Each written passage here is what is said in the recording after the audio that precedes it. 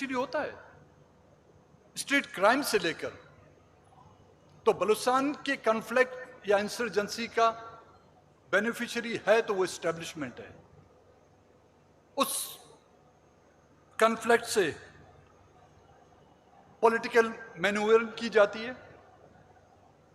Nomination paper سے لے کر فارم 48-49 تک ریٹ فکس کیے گئے تھے. صرف الیکشن کمیشن تک نہیں. یہ کرنل ہاشم کا تو نام آپ لوگوں نے سنا ہوگا،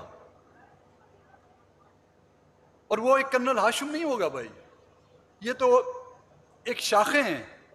دریا تو پنڈی سے آ رہا ہے بھائی. اور اسی طرح اس کنفلکٹ کے بینیفیشری میں انسرجنسی کے نام سے یہاں پر اسمگلنگ ہوتی ہے. انسرجنسی کی آڑ میں یہاں پر ڈرگز، آئل اور جو اشیاء ہیں وہ یہاں پر اسمگلنگ کی جاتی ہیں. مقامی لوگوں کو شاید اس کا 10% ملے، لیکن 90% بینیفیشری جو ہے نا ہمارے وہ آفیسرز ہیں، چاہے اس میں بیوروکریسی بھی ہوگی، اسٹیبلشمنٹ کے جو اس سے فائدہ مند ہو رہے ہیں.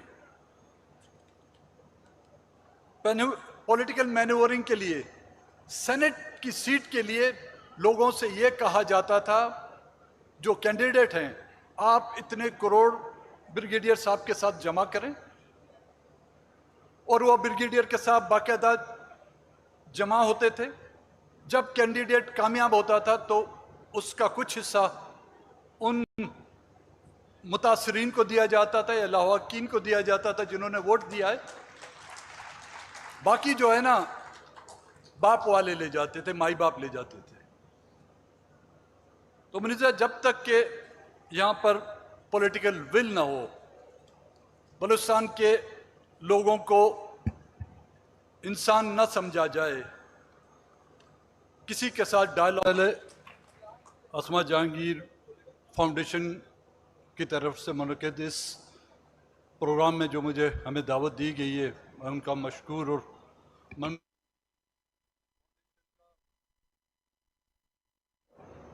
اور منتظمین کا.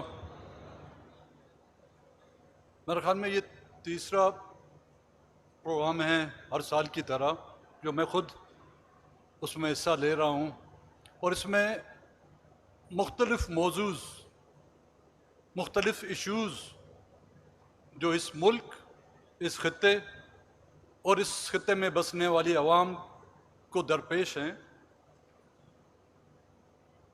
مختلف پولیٹیکل پارٹیوں کو، سول سوسائٹیوں سے تعلق رکھنے والے لوگوں کو یہاں پر مدعو کیا جاتا ہے. کچھ سخت باتیں بھی ہوتی ہیں، کچھ باتیں نرم بھی ہوتی ہیں، لیکن داد کی مستحق ہے اسما جہانگیر فاؤنڈیشن کے تمام وہ لوگ جو ہر سال اس طرح کے سیمینار منعقد کر کے کم سے کم یہ اس ملک کے اس اندھیر نگری میں ایک چیز کو باور کرانے کی کوشش کرتے ہیں. اس پر میں ایک شعر کہوں گا. تعجب ہے ستم کی آندھیوں میں چراغ دل ابھی بھی جل رہے ہیں.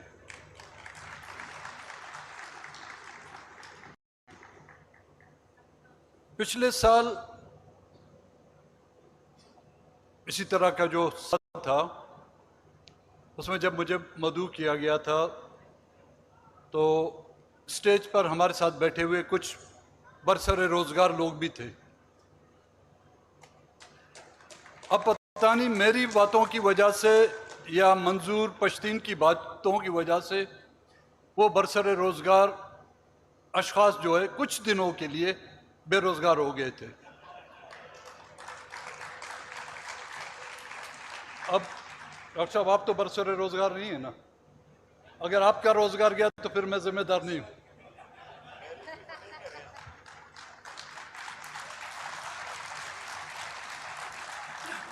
احتیاط سے جملوں اور الفاظوں کا چناؤ کرنا پڑے گا، کیونکہ خدا نہ خواستہ اس ملک میں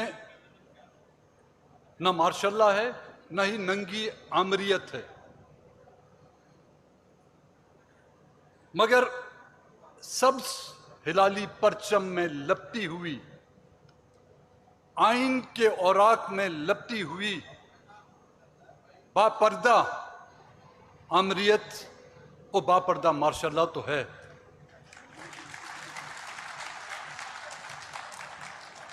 جو ٹاپک ہمیں دیا گیا ہے وہ dialogue with the nationalist party, بہت ہی پرانا یہ موضوع ہے۔ ہر دور حکومت میں اس پر بحث بھی کی جاتی ہے اور نتیجہ اس کا جو ہے 0/0 نکلتا ہے۔ بات چیت کی اہمیت اور افادیت کو کوئی سمجھتا نہیں۔ 75 سال ہو گئے ہیں، ابھی تک یہ طے نہیں کیا گیا کہ اس سے بات کرنی ہے اور بات کرنے والے ہوں گے کون۔ جب بات قوم پرست یا نیشنلسٹ کی آتی ہے تو سوال یہ پیدا ہوتا ہے کہ نیشنلسٹ بلوچ نیشنلسٹ، بلوچستان سے تعلق رکھنے والے قوم پرست، لیکن اگر دیکھا جائے آج پاکستان کی تمام پولیٹیکل پارٹیاں وہ قوم پرست ہیں۔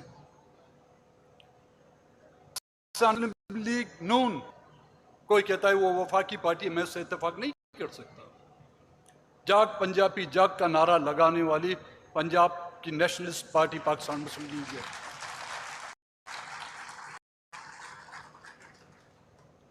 لوکل اور مقامی ڈومینسائل کی بات کرنے والی پاکستان پیپلز پارٹی اور اس کی قیادت آصف زرداری ہی ہے۔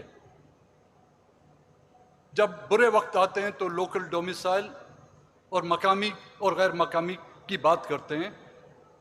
وہ پارٹی بھی سندھ کی نیشنل پارٹی ہے۔ پی ٹی آئی امین گنڈا پوری کا جو ریسنٹلی 2 دن پہلے جو بیان آیا تھا، اس سے کیا ہم یہ نتیجہ اخذ نہیں کر سکتے کہ وہ خیبر پختونخوا کی ایک قوم پرست پارٹی بن گئی ہے جو اپنے حقوق اور اپنی رائلٹی بجلی کے مد میں یا کسی اور مد میں ناانصافیوں کے بعد وہ کہتے ہیں کہ ہم اسلام آباد پر الغار کریں گے۔ قوم پرستوں کی یہی تو ایک نشانی ہے۔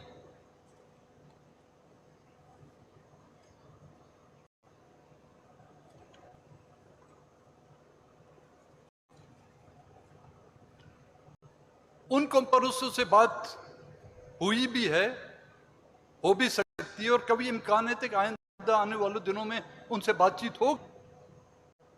لگے ہوئے الزام غلط ہوں یا صحیح ہوں،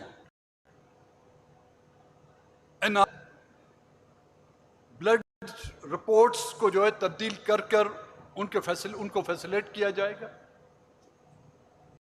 شراب کی بوتلوں میں شہد تبدیل کر ان کو ریلیف دیا جا سکتا ہے۔ 12 مئی کے واقعات کو اگر نظر انداز کیا جا سکتا ہے تو انشاءاللہ تعالی 9 مئی کے واقعات کو بھی نظر انداز کیا جائے گا۔